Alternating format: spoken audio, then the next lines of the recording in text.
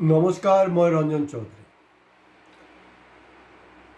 2012 আপোনালোকে OMG পিকচাৰটো চাইছিলে নে নাজানো। OMG মানে অ' মাই গড।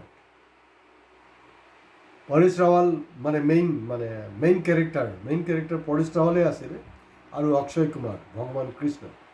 যদি কোনোবাই চোৱা নাই, আশা কৰোঁ খুব ইণ্টাৰেষ্টিং মুভি, বহুতে চাইছে, কিন্তু কোনোবাই যদি চোৱা নাই তেওঁলোকে কিন্তু চাই ল'ব। Very interesting movie. হয়তো আপোনালোকে ভাবি আছে যে কি কথা পাতিবলৈ আছে, পাতিলেইতো হ'ল দেখোন, এইটো আকৌ ফিল্মৰ কেলে এড দি আছে। কিন্তু এইটো ৰিলেটেড। আজি মই যিটো বিষয়ত আলোচনা কৰিবলৈ গৈ আছোঁ সেইটোৰ লগত ৰিলেটেড। তো ফিল্ম মই ব্ৰিফ কৰি দিছোঁ ফিল্মটো, অলপ তেতিয়াহ'লে ৰিকল হ'ব। কাৰণ যোৱা 11 বছৰ আমি দেখিছোঁ মানুহবিলাকৰ মেমৰি খুব সোনকালে লষ্ট হৈ যায়। সেইকাৰণে অলপ আকৌ মেমৰাইজ কৰাৰ কাৰণে মই ক'ব বিচাৰিছোঁ। তাত ভগৱান আছে নে নাই সেইটোক লৈ এটা সংঘাত, আৰু সেই ভগৱানৰ কেছ আপোনাৰ একদম কোৰ্টত গৈ পায়গৈ। Very interesting, very entertaining picture, কিন্তু বহুত বাস্তৱমুখী পিকচাৰ। এইটো চাব। অৱশ্যে এতিয়া এই ধৰণৰ ফিল্ম বনাবলৈ চৰকাৰ দিব নে নাই সন্দেহ আছে। তো গতিকে মূল কথালৈ নিশ্চয় যাম।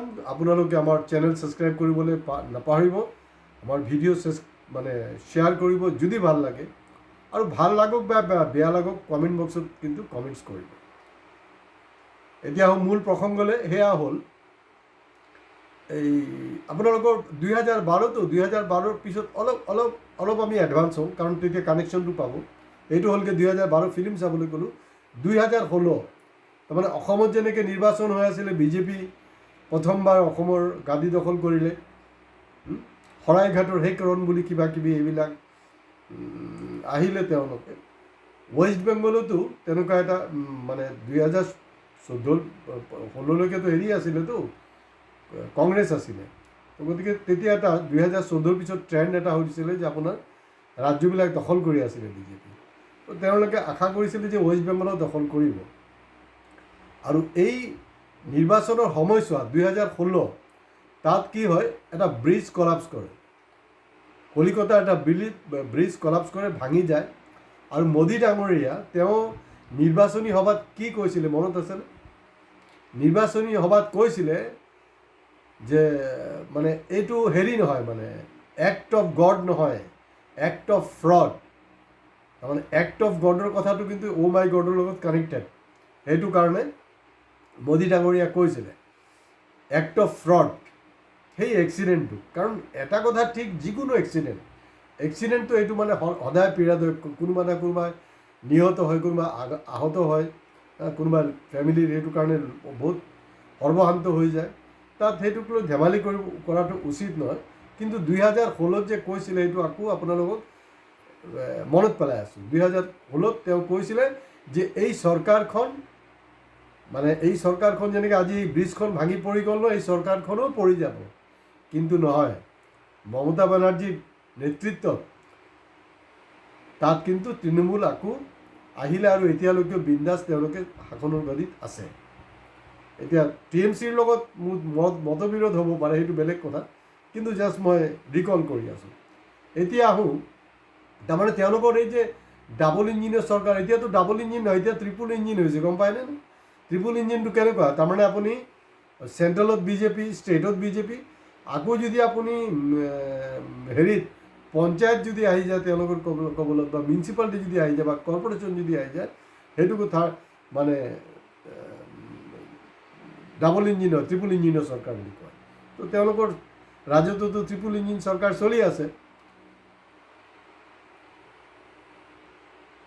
গুজৰাটত যোৱা 12 জুন, বেছি দিনৰ কথা নহয়, 12 জুন প্লেইন এক্সিডেণ্টৰ ঘটনাটো মনত আছে। আমি সেইটোৰ ওপৰত স্পেচিয়েল এটা এপিছডো কৰিছিলোঁ। কোনোবাই যদি চোৱা নাই চাওক। আমি কেলৈ ছাবস্ক্ৰাইব কৰিবলৈ কৈ থাকোঁ, কাৰণ আমি একদম প্ৰতিটা লেটেষ্ট বস্তুৰ ওপৰতে ডিছকাশ্যন কৰি আছোঁ, ধাৰাবাহিকভাৱে ডিছকাশ্যন কৰিছোঁ, আগলৈ ডিছকাশ্যন কৰিম। 12 তাৰিখে হ'ল। আৰু এই ধৰ্মীয় যোনটো নিয়ম বুদ্ধি সেইটো কি আছিলে, বৃহস্পতিবাৰ। আমাৰ হিন্দু ধৰ্মতো বৃহস্পতিবাৰটো খুব ভাল বুলিয়ে কৰে। সেইটো কিন্তু আছিলে যে বৃহস্পতিবাৰে আছিলে। সেইদিনাখন ঘটনাটো হ'ল। আৰু সেইটো এনেকুৱা হ'ল যে ব্লেক বক্সখন দেখা গৈছে, দেখা যোৱাৰ পিছতো 24 ঘণ্টা পিছত আপোনাৰ মোদী ডাঙৰীয়া আহি পালে, তাৰ পিছতে তাত ফটো ছেশ্যন হ'ল, ফটো ছেশ্যন হোৱাৰ পিছতেই মানে আপোনাৰ এনকুৱাৰী ষ্টাৰ্ট হ'ল। এনকুৱাৰী কেতিয়া গৈ শেষ হয় নাজানো, 12 তাৰিখ গ'ল। এতিয়া এইটো আপোনাৰ ডাবল ইঞ্জিনৰ চৰকাৰ, একদম খুদ মানে গুজৰাট আৰু জমনি হ'ল, তাততো একেবাৰে প্ৰধানমন্ত্ৰী আৰু অমিত শ্বাহ দুইজনে তাত গুচি গ'ল। নেক্সট আহিলে মধ্যপ্ৰদেশতো তেনেকৈ ব্ৰিজ কলাপছ হ'ল 15 তাৰিখ, 15 জুন। 16 জুন আকৌ ডাবল ইঞ্জিনৰ চৰকাৰ, ক'ত? মহাৰাষ্ট্ৰত ব্ৰিজ কলাপছ হ'ল। মানে তাৰমানে এই যে দুৰ্নীতিমুক্ত ভাৰত, এই যে কথা বতৰাবিলাক যে আছে, ফাল্টু কথা, পূৰা দুৰ্নীতিযুক্ত। আৰু এই যে কংগ্ৰেছ মুক্ত বুলি কৈছিলে, কংগ্ৰেছযুক্ত, দুৰ্নীতিমুক্ত নহয়, অধিক পৰা অধিক দুৰ্নীতিযুক্ত চৰকাৰ। তো এইটো ধাৰাবাহিক গ'ল। আৰু শেহতীয়াকৈ আজি 18 তাৰিখ 2025, মানে 18 জুন 2025 আমাৰ যে সেই বৰাক ভেলী শিলচৰৰ পৰা মাত্ৰ 25-30 কিলোমিটাৰ নিলগত আপোনাৰ নেশ্যনেল হাইৱেৰ ওপৰত ব্ৰিজ কলাপছ কৰিলে। আৰু প্ৰতিখন ব্ৰিজতে দেখা গৈছে কি কোটি কোটি টকাত ঘোটালা হৈছে, একদম পূৰা জবৰদস্ত ফ্ৰড হৈছে। তো এই মুহূৰ্তত মোদী ডাঙৰীয়া কি বুলি ক'ব? এতিয়া ক'ব নেকি না তাতো কিবা পাকিস্তানৰ হাত আছিলে, অমুক হৈছে তমুক হৈছে? আপোনালোকে জানেনে মানে ইমান হাস্যস্কৰ কাৰবাৰ। এই গুজৰাটৰ যিটো প্লেইন হেৰি হৈছিলে, সেইটোৰ লগত কোনো ঘূৰাই পকাই একো নাই পোৱা, ডাইৰেক্ট একদম তুৰ্কীৰ লগত কানেকশ্যন এটা মাজত দিবলৈ চেষ্টা কৰিছে। আৰু এই যে এক্সিডেণ্টবিলাক হৈ আছে, এই এক্সিডেণ্টৰ সময়ছোৱাত কি হ'ব? অভিভাৱকে চবত বেছি কষ্ট হ'ব লাগেতো, কিন্তু মোদী ডাঙৰীয়াৰ কিবা কষ্ট হৈছে নেকি? নাই, কষ্ট নাই হোৱা নহয়। তেওঁতো বিদেশলৈ ভ্ৰমণ কৰি আছে। বিশেষকৈ ধৰি লওক আমাৰবিলাক সেইবিলাক বাদেই দিছোঁ, তেওঁৰ নিজৰ ৰাজ্যত ইমান ডাঙৰ এটা যে ঘটনা হ'ল, ফেইলৰ এটা হ'ল, আৰু এই ফেইলৰৰ সময়ত তেওঁ বিদেশ ভ্ৰমণ কৰি আছে। এইটো সময়তো তেওঁ আৰু G7 যে গ'ল, আমিতো ইণ্ডিয়াতো G7 কাণ্ট্ৰিৰ মেম্বাৰ কাণ্ট্ৰি নহয়তো, তাত তেখেতক নিমন্ত্ৰণেই কৰা নাছিলে, তেখেত মানে ইমানো ৰিয়েকশ্যন দিলে যে না মই তাত নাযাওঁ। মানে বাচ্চাবিলাক যেনেকৈ আপোনাৰ অলপ হেৰি কৰে তেনেকুৱাকৈ একদম 11 টাউনত গৈ কেনেবাকৈ ছেটিং কৰি গেষ্ট এপিয়াৰেঞ্চ দেই। তাৰমানে G7 কিবা যদি মানে হেৰি ডিছকাশ্যন থাকে, গোপন কিবা হেৰি থাকে, তাত কিন্তু সেইটো মিটিঙত কিন্তু মোদীক বহিব নিদিয়ে। এনেই মাতিছে আৰু ঠিক আছে চাহ একাপ খাই যাবি, তেনেকুৱা কথা। এয়া হ'লগৈ অৱস্থা। তো এই অমিত শ্বাহ ডাঙৰীয়া গুজৰাটৰ এক্সিডেণ্টৰ পিছত কি বুলি ক'লে যে না এইটো एक्सीडेंट तो हो सकता है, उसको तो टाला नहीं जा सकता है। কেনেকৈ টালা नहीं जा सकता? তোমালোকে দুৰ্নীতি কৰিবা, इसको টালা नहीं जा सकता মানে হয় কিছু এক্সিডেণ্ট আছে, যেনেকৈ ভূমিকম্প, আমি আগতীয়াকৈ গম নাপাওঁ, এইটো হৈ যাব পাৰে। কিছু হিংস এটা পোৱা যায় যে যিবিলাক আৰ্থ প্ৰ'ন জ'ন আছে তাত কথাটো। এতিয়াতো দেখা গৈছে যে আপোনাৰ গোটেই ডাবল ইঞ্জিনৰ চৰকাৰবিলাক মানে আপোনাৰ এক্সিডেণ্ট প্ৰ'ন ষ্টেট হৈ গৈছে। এইবিলাক ডাবল ইঞ্জিন নহয়, মানে এক্সিডেণ্ট প্ৰ'ন জ'ন হৈ গৈছে। গতিকে ৰাইজ আপোনালোকে সাৱধান। এতিয়া দেখোন না মোদী না অমিত শ্বাহে একো নকয় যে। আৰু এতিয়া কিন্তু আমাৰ এই যে আমাৰ প্ৰভুক যে আছে, প্ৰভুক ৰিকুৱেষ্ট কৰিছোঁ, অসমৰ প্ৰভুক, তেওঁ যাতে আকৌ সেইটোৰ লগত কিবা না তাত কিবা মিয়াই ছাবৰ্টেজ কৰিছে, সেইবিলাক নক'ব, যিহেতু বৰাক ভেলী। গতিকে কোনো ছাবৰ্টেজ নহয়, এইটো সম্পূৰ্ণ দুৰ্নীতি।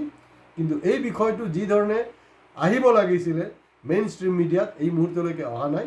তাৰ কাৰণে আমি ভিডিঅ'টো কৰি আছোঁ।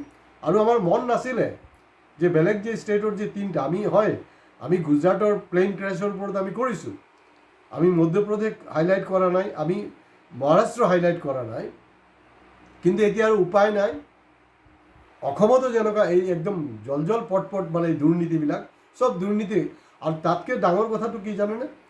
যোনটো লাইফ লাইন, তাৰমানে বৰাক ভেলীৰ লগত ব্ৰহ্মপুত্ৰ ভেলীৰ যে লাইফ লাইন ৰোড, সেই ৰোড কলাপছ হৈ গৈছে। এই ব্ৰিজখন হেৰি হোৱাৰ লগে লগে কিন্তু এই কলাপছ হৈ গ'ল। এয়া হ'লগৈ মানে তাৰ চিটুৱেশ্যন, বহুতে নাজানে, সেইকাৰণে আপোনালোকক জ্ঞাতাৰ্থে বস্তুটো জনালোঁ। আমাৰ ভিডিঅ' ভাল লাগিলে শ্বেয়াৰ কৰিব আৰু ছাবস্ক্ৰাইব কৰিবলৈ প্লিজ নাপাহৰিব। কিন্তু কমেণ্ট বক্সত কমেণ্টছ আমি খুব বিচাৰোঁ যে আমাক যদি আমি কিবা ভুল কৈছোঁ সেইটো উদঙাই দিয়ক। আমি চেষ্টা কৰি আছোঁ একেবাৰে সঠিক তথ্য হিচাপে আমি কৰি থওঁ। কিন্তু অসমত আজি এই ঘটনাটো নোহোৱা হ'লে অসমত কি হৈছে এটা অদ্ভুত কাৰবাৰ, যেন একেবাৰে যদি থলুৱা কিবা বিষয় একেবাৰে আঞ্চলিক কিবা বিষয় তেতিয়া তেওঁলোকে চিন্তা কৰে।